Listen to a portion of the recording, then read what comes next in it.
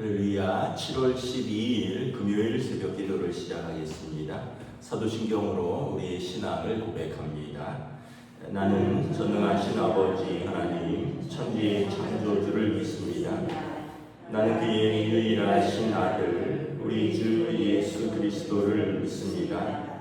그는 성령으로 잉태되어 동정녀 마리아에게서 나시고 본디오 빌라도에게 고난을 받아 십자가에 못 박혀 죽으시고 장사된 지 사흘 만에 죽은 자 가운데서 다시 살아나셨으며 하늘에 오르시어 전능하신 아버지 하나님 우편에 앉아 계시다가 거기로부터 살아있는 자와 죽은 자를 심판하러 오십니다.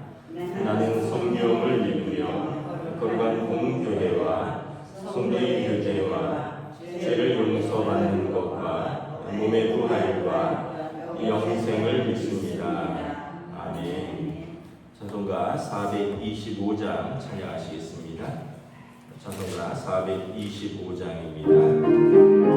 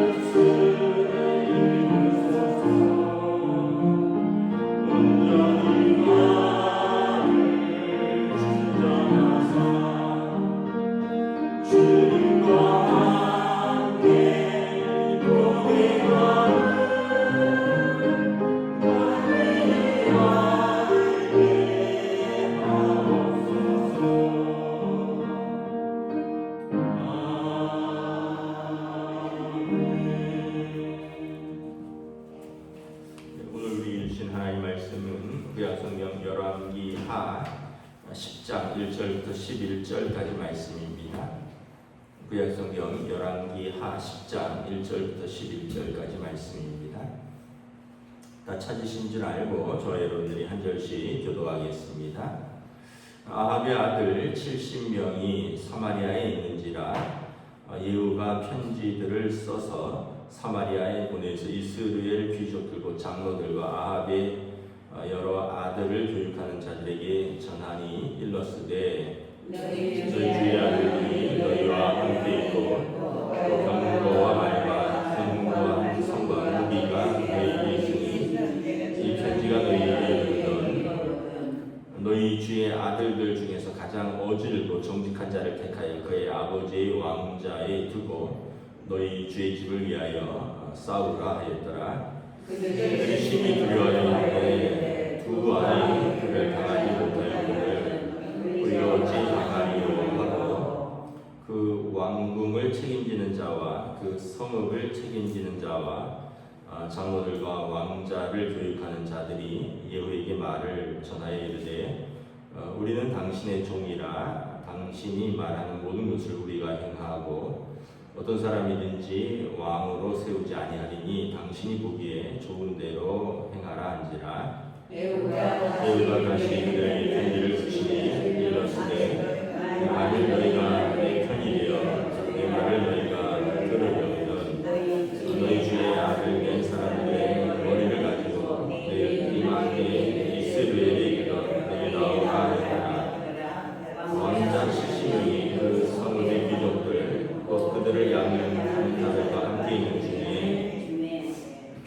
내가 그들에게 이르매 그들이 왕자 70명을 붙잡아 죽이고 그들의 머리를 광주리에 담아 이스라엘 예후에게로 보내니라. 사자가 와서 예후에게 전하이르되 그무리가 왕자의 머리를 가져왔나이다. 이르되 두 무더기로 쌓아 내일 아침까지 무더기에 두라 하고 이튿날 아침에 그가 나가서서 뭇 백성에게 이르되 너희는 의롭도다. 나는 내 주를 배반하여 죽였거니와 이 여러 사람을 죽인 자는 누구냐? 그들이 이제 너희는 알라. 곧 여호와께서 아합의 집에 대하여 하신 말씀을 하나도 땅에 떨어뜨리지 아니하니라. 여호와께서 그의 종 엘리야를 통하여 하신 말씀을 이제 이루셨도다 하니라. 함께 읽습니다. 예후가 아합의 집에 속한 이스라엘에 남아있는 자를 다 죽이고 또 그의 귀족들과 신뢰받는 자들과 제사장들을 죽이되 그에게 속한 자를 하나도 숨긴 자를 남기지 아니하였더라. 아멘. 할렐루야. 네, 오늘도 새날을 주셨습니다. 하나님께서 은혜와 평강으로 함께해 주시기를 축복합니다. 계속해서 하나님께서 예후를 통하여 북이스라엘의 아합의 왕가를 심판하십니다. 이제 그 북이스라엘의 수도는 사마리아고요. 왕들의 겨울성이 이스라엘 성인데 이스라엘 성에서 이제 아합의 아들 요람을 죽였고 그리고 그 왕후죠, 태후죠, 어머니 이세벨을 이제 창밖으로 던져서 죽여버렸습니다. 그리고 이제 사마리아 성 수도에 있는 이제 아합과 그의 아들 또 손자들이 있겠죠. 이 사람들이 왕자들이 무려 70명이 사마리아 성에 있는데 예후가 이제 사마리아 성에 쳐들어가기 전에 편지를 보냅니다. 나는 너희 주를 죽인 사람이다. 너희 주의 아들들이 너희에게 있는데 그 중에서 제일 똑똑하고 제일 훌륭한 왕자를 왕으로 세우고 나랑 싸우자, 전쟁을 하자라는 거죠. 그랬더니 4절에 신하들이 이렇게 말합니다. 두 왕이 그를 당하지 못하였는데 우리가 어찌 그를 당하겠느냐? 이스라엘의 그 북이스라엘 왕 요람과 또 남유다의 아하시아가 다 예후의 손에 죽었죠. 그 두 왕이 못 당했는데 우리가 어떻게 당하겠느냐? 그러면서 5절에 왕궁을 책임지는 자와 성읍을 책임지는 자와 장로들과 왕자를 교육하는 자들이 예후에게 편지로 말한다. 우리가 항복하겠습니다. 왕궁을 책임지는 자는 오늘로 말하면 청와대 경호실장 정도 되고 성읍을 책임지는 자는 서울시장쯤 되겠죠. 그 외에 장로들, 이제 어떻게 보면 그 신하들, 각 장관들, 그리고 왕자를 교육하는 자들, 조선시대로 말하면 성균관장, 그러니까 학계, 또 관계, 또 이렇게 군에 있는 모든 사람들이 다 예후에게 항복하겠다라는 서신을 보냅니다. 그랬더니 예후가 6절에 보면 그러면 너희 중에 있는 왕자들 그 70명의 머리를 잘라서 내게 보내라라는 것입니다. 그래서 7절에 자기들이 살려고 그들이 왕자 70명을 붙잡아 머리를 잘라서 광주리에 담아서 북이스라엘의 예후에게로 보냅니다. 그리고 예후는 이것을 이스라엘의 성 문 앞에 이제 쌓아두고 전시를 합니다. 이런 방식은 적군과 이제 싸웠을 때 적의 그 장수들의 머리를 잘라와서 이렇게 쌓아두고 승리를 축하하거나 적에게는 이제 다시는 이제 반역이나 도발을 하지 못하도록 하는 그런 효과를 가져오는 거죠. 목을 참수해서 그 목을 쌓아두고 사람들이 보게끔 하는 것입니다. 그러니까 어제까지 존귀한 자들이었는데 왕자들이었는데 오늘 그 목이 참수되어서 길거리에 쌓이는 신세가 되었다는 것입니다. 이유는 뭐냐면 10절에 보면 하나님께서 이전에 엘리야를 통하여 하신 그 집에 대한 심판이라는 것입니다. 11절에 아합의 집에 속한 이스라엘에 남아있는 자를 다 죽이고 그의 각 귀족들과 신뢰받는 자들과 제사장들도 이제 또 다 죽입니다. 그에게 속한 자는 하나도 생존자를 남기지 않습니다. 그러니까 3대를 멸하고 그에게 충성하였던 제사장들, 신하들까지 다 죽이는 예후가 완전히 그 쿠데타를 하면 3족을 멸한다 그러잖아요. 예전에 다시는 그 싹을 일어나지 않도록 아합의 집을 완전히 멸하는 것입니다. 이유는 하나님께서 예전에 엘리야에게 말씀하셨죠. 우상 숭배에 대한 하나님의 심판이라는 것입니다. 우리가 이제 한 가지 깨달아야 되는 것이 뭐냐면 우리가 하나님 경외라는 말을 쓰는데 하나님 경외의 원어는 뭐냐면 영어로 말하면 fear of God인데 하나님에 대한 공포라는 뜻입니다. 하나님에 대한 공포. 우리가 말을 듣기 좋게 하나님 경외라고 하지 원래 뜻은 하나님에 대한 공포라는 뜻입니다. 그러니까 우리가 하나님을 두려워하는 것이 있어야 된다는 거예요. 그렇지 않으면 사람들이 하나님 알기를 우습게 안다는 거예요. 하나님의 이름을 망령되이 일컫고 또 하나님에 대해서 우리가 이러쿵저러쿵 함부로 이야기를 하고 하나님에 대한 경외라는 말이 원래는 하나님에 대한 공포, 하나님에 대해서 그래서 10계명을 보면 하나님에 대한 계명이 무려 4개나 있죠. 하나님의 이름을 망령되이 일컬어서도 안 된다. 하나님을 대신해서 어떤 우상이든지 하늘에든지 땅에든지 바다든지 형상을 만들고 그것들에 절해서는 안 된다. 왜냐하면 너희 하나님은 살아계신 단 한 분이신 하나님이시기 때문이다. 그리고 그 하나님에 대하여 예배하는 날, 이 날을 너희가 온전히 지켜라. 근데 하나님에 대한 공포가 없으니까 우리가 그냥 하나님 경외라고 하다 보니까 그냥 아무렇게나 하나님에 대해서 하나님 이러십니까? 왜 하나님 저러십니까? 뭐 이렇게 이야기를 한다는 거예요. 그래서 이 원문은 하나님에 대한 공포다라는 거예요. 여러분 우리가 그런 말도 있죠. 부모에 대해서도 온전한 두려움이 없기 때문에 애들이 부모에게 함부로 하는 것입니다. 부모님 공경이라는 말을 쓰는데 이 부모님 공경이라는 것은 마치 내가 대접을 해주면 뭐 좋은 일이고 서로에게 뭐 공경 안 해도 뭐 할 수 없지 뭐 이렇게 이야기를 생각을 하는데 부모 공경도 여기에는 엄연한 상과 벌이 있는 하나님의 계명이라는 거예요. 제5계명이 내 부모를 공경하라잖아요. 그래서 마치 하나님에 대한 경외의 상과 벌이 분명하듯이 부모 공경도 부모에 대한 두려움을 가지게 된다는 거예요. 거기 부모에 대해서 너희가 함부로 행하면 하나님이 반드시 벌을 주시고 부모에 대해서 너희가 공경하면 그러면 하나님께서 너희에게 상을 주신다. 이 땅에서 내가 잘되고 장수하리라. 그래서 부모를 자녀들이 함부로 대한다면 그 부모 공경의 계명을 지키지 않는 것이고 다시 말하면 부모에 대해서 두려움이 전혀 없는 자녀들이라는 거죠. 그래서 이것을 더 좀 극단적으로 말하면 부모에 대한 공포가 있어야 된다는 거예요. 그러니까 그거는 생각하면 우리가 좀 약간 오해할 수 있는데 부모에 대한 공포라고 이렇게 번역을 하면 부모에 대한 두려움이라는 거예요. 부모에 대해서 하나님께서 생명을 주신 자에게 하나님께서 그 부모를 두려워하는 자, 부모를 공경하는 자에게 하나님이 신상필벌하신다는 거예요. 하물며 하나님에 대해서는 어떻게 했느냐라는 거죠. 하나님에 대한 경외는 하나님에 대한 두려움이고 더 정확하게 말하면 하나님에 대한 공포입니다.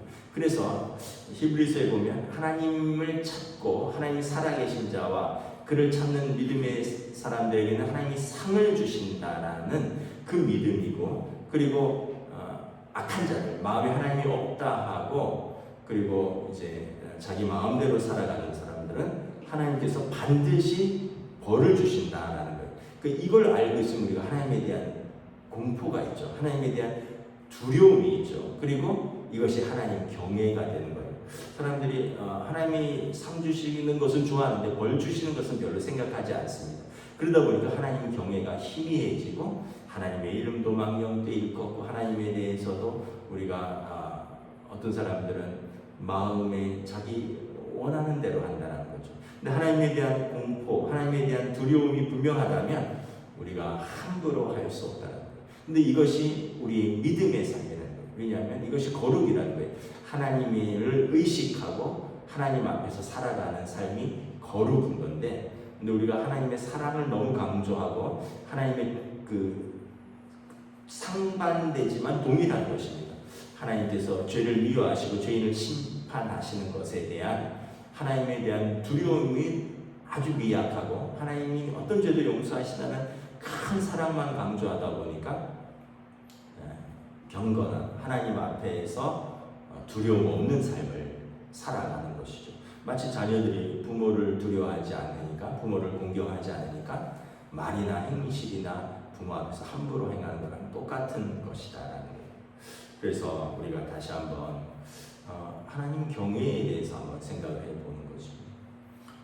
그 다음에 이제 더 성숙해지면 이제 성숙한 사람은 공포, 두려움이 아니라 하나님을 기쁘시게 하기 위해서 하나님의 말씀에 순종하는 거예요. 가장 시작의 단계, 처음의 기초적인 단계는 두려움 때문에 하나님을 말씀에 순종하는 것이고, 그 다음에 이것이 나아가서 성숙하면 하나님을 사랑해서 그 계명에 순종하는 것입니다.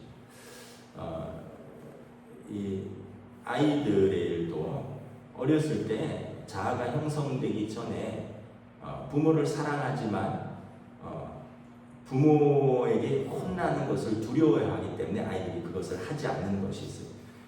그런데 이제 그 아이들이 이제 점점 자라면서 부모를 두려워서 부모에 대한 순종이 아니라 부모를 사랑해서 부모를 기쁘시게 하기 위해서 순종하는 것으로 나아가는 거죠.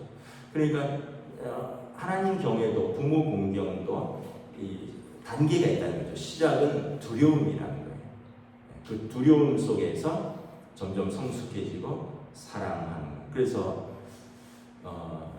그 어렸을 때는 여러분 부모에게 혼날까봐 안 하는 것이, 예를 들면서 한 서너 살 때는 이렇게 하면 엄마한테 혼나는구나, 이렇게 하면 아빠가 떼지 하는구나, 이걸 알기 때문에 순종을 하는데, 하지 않는 거 안 하고 할 거 하는데, 그러다가 나이가 뭐 서너 살 때 그랬는데 나이가 40 됐어요. 그런데도 이거 이렇게 하면 엄마한테 혼날까봐, 이걸 하면 아빠가 화날까봐 그걸 안 한다면 여전히 어린아이의 수준에 머물러 있는 거죠. 성숙한 자녀는 이제 40년이 흘렀으니까 부모의 마음을 미리 헤아리고 부모를 기쁘시게 하기 위해서 부모를 사랑하기 때문에 부모의 뜻에 순종하는 것이죠. 우리도 마찬가지입니다. 우리도 처음에 신앙생활할 때는 천국에 대한 그 하나님의 그 상을 바라보고, 두 번째는 그 지옥에 대한 두려움, 하나님께서 심판하신다는 그 하나님에 대한 두려움에서 신앙생활을 시작했다면, 이 신앙생활을 평생 했고 신앙생활이 연륜이 쌓이면 이제는 하나님을 기쁘시게 하기 위해서, 그 다음에 하나님을 사랑해서 그리고 순종하는 것이죠. 이제는 두려움보다 사랑이 더 큰 것입니다. 근데 시작은 하나님에 대한 두려움이 시작이라는 것이죠. 오늘 이 아합의 집안에 대한 이 하나님의 그 아주 철저한 심판을 보시죠. 그 아버지 아합, 그의 아들 요람, 그리고 그의 아들들, 무려 그 형제들 포함 아들들 70명, 그의 할머니 그 이세벨, 그리고 나중에 사돈 아하시아, 그리고 아하시아에게 속한 42명, 그리고 그에게 충성했던 제사장들, 그에게 붙어 있었던 귀족들, 예후가 완전히 그냥 청소하는 것을 봅니다. 그러니까 이걸 통해서 북이스라엘에 다시 잃어버렸던 하나님에 대한 두려움이 살아나는 거죠. 우리가 그런 경우가 있잖아요. 이게 큰 교통사고가 한번 나면 운전하기가 두려워집니다. 당분간은 그렇다는 거예요. 당분간 뒤에 있는 차가 와서 서 있는데 나를 받지는 않을까. 또는 나는 정상으로 주행하는데 누가 신호를 어기고 내 앞으로 확 끼어들어서 부딪히지는 않을까. 이게 트라우마라 하는 거거든요. 그런 상황. 그래서 어떤 사람들이 어떤 큰 사고나 이런 걸 겪고 나면 그런 상황이 반복될까봐 비슷한 상황에서 깜짝깜짝 놀라는 게 이제 트라우마입니다. 근데 이제 다시 또 세월이 많이 흐르면서 이제 잊어버리기도 하고 기억이 희미해지기도 하는데 그런 비슷한 상황이 오면 다시 그 과거의 사건이 생각이 나요. 그래서 이게 또 흔히 말하는 심리학적으로 또 상처라고 하는 것입니다. 상처. 부모에게 오래전에 받았던 상처, 부부간에 오래전에 받았던 상처. 이것이 이제 또 세월이 지나면서 무뎌지고 치유가 되었는데 그런 비슷한 상황이 다시 이렇게 전개되면 그때의 상처가 다시 살아납니다. 이게 이제 트라우마거든요. 그런데 이게 우리가 어떤 면에서 보면 성경에서 하나님께서 다윗에게 언약을 주셨어요. 내가 너희 집을 세워주겠다. 그러면서 너의 자손들은 사울처럼 버리지 않고 잘못하면 사람 채찍과 인생 막대기로 그들을 다스려서라도 그들을 바로잡겠다. 그래서 여러분 우리가 다 그런 것은 아니지만 고난이 하나님의 몽둥이입니다. 고난을 겪으면 다시 하나님에 대한 두려움이 다시 살아나는 것입니다. 그래, 내가 너무 함부로 살았구나. 내가 내 마음대로 살았구나. 내가 마음대로 한 행동의 결과가 하나님이 이렇게 심판하시는구나. 그래서 고난은 힘들어서 피하면 좋은 것이지만 유익한 면도 있는 것이 다시 하나님에 대한 두려움을 일으킵니다. 그리고 내 마음대로 살던 것을 멈추게 하고 그 하나님의 두려움 속에서 다시 하나님 앞에서 바로 잡을 수 있는 기회를 주는 것입니다. 이게 고난의 유익함이기도 하는 것이죠. 그래서 고난은 감추어진 축복이라는 말이 있는데 이유는 뭐냐면 그대로 나가면 멸망할 것이기 때문에 고난을 통해서 그것을 멈추 세우는 효과, 방향을 전환하는 효과, 다시 하나님을 두려워하는 효과, 그래서 다시 삶이 하나님께로 돌아오는 효과가 있기 때문에 이것이 사람 채찍과 인생 막대기로 우리를 돌이키시는 하나님의 그 고난. 그래서 인생이 평안하면 너무 좋지만 가끔씩 이렇게 생기는 고난을 통해서 우리로 하여금 다시 하나님 앞에 겸손하게 되고 다시 무릎 꿇게 되고 아무 일도 없으면 무릎 꿇을 일도 없고요. 겸손할 일도 없고요. 다 우리가 잘하는 줄 알고 그러다가 하나님에 대한 두려움이 희미해진다는 거예요. 그러다가 어떤 사건을 통해서 고난을 만나면 다시 우리의 마음속에 하나님에 대한 두려움이 불일 듯 일어나서 하나님 앞에 겸손히 무릎 꿇고 하나님의 뜻을 물어보고 하나님의 뜻에 순종하고자 하는 우리의 마음을 불러일으킨다라는 것입니다. 이 아합의 집안은 이게 하나도 없었다는 거예요. 이미 여러 번 심판하셨어요. 아합도 전사했고 엘리야를 통해서 심판의 경고를 주셨고 엘리사를 통해서 심판의 경고를 주셨고 그들이 계속해서 또 아람 왕 하사엘의 침입을 통해서 경고를 주셨고 여러 경고와 여러 고난 속에서도 계속 그들이 그 사인을 무시했고 하나님 앞에서 악을 행했기 때문에 결국 예후를 통해서 하나님이 완전히 심판하시는 것을 볼 수 있습니다. 이름을 통해서 하나님이 살아계시고 온 이스라엘에 하나님을 버리고 우상 숭배하는 자들은 너희도 이와 같이 되리라라는 그 두려움을 불러일으키는 것이 예후를 통한 아합 가문의 심판인 것입니다. 말씀을 마치겠습니다. 우리 안에 여러분 하나님 경외, 다시 말하면 하나님에 대한 두려움, 더 나아가서 하나님을 향한 사랑으로 하나님의 뜻에 늘 순종하고자 하는 저와 여러분 되시기를 우리 주님의 이름으로 축복합니다. 기도하겠습니다.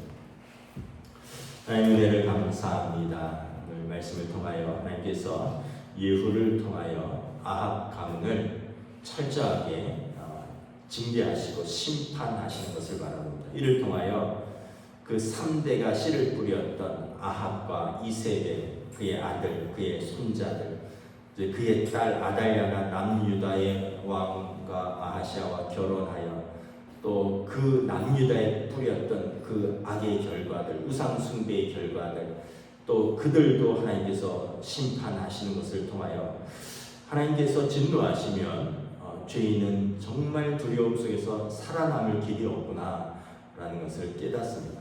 그러므로 우리에게 이 하나님에 대한 다시 두려움이 회복될 수 있기를 원합니다. 하나님께서는 당신을 찾는 자들에게 상 주시고 마음이 하나님이 없다 하여 자기 마음대로 살아가는 자들에게 하나님께서 반드시 심판하신다는 것이 단순히 말만이 아니라 이 땅에서 또는 하나님 앞에서 이 엄중하고 그리고 가장 두려운 심판 속에 있다는 것을 깨달는다면 우리가 다시 한번 하나님 앞에서 어떻게 살아야 하는 것인가, 우리의 믿음이 무엇인가를 겸손하게 돌아보는 시간이 될 줄로 믿습니다.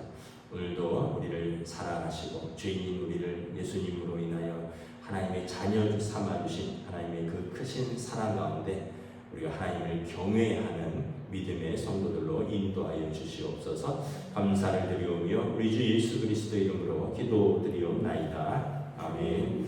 하늘에 계신 우리 아버지의 이름을 거룩하게 하시며 아버지의 나라가 오게 하시며 아버지의 뜻이 하늘에서와 같이 땅에서도 이루어지게 하소서.